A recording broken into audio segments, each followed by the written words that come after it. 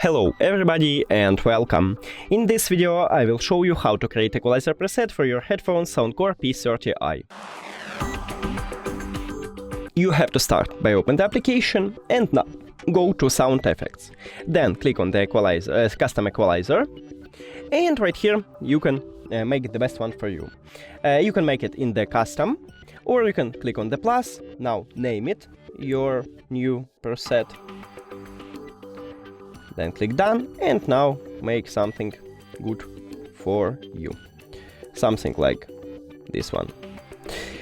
Now, if you don't like this preset, you can click right here to reset it, and we have it by default.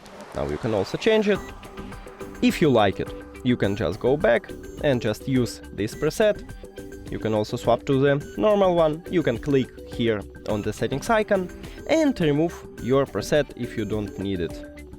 Just delete and delete. That's it. Thank you for watching this video. If you found it helpful, please consider subscribing to the channel and leave the like on the video. It's really important to us. See you later.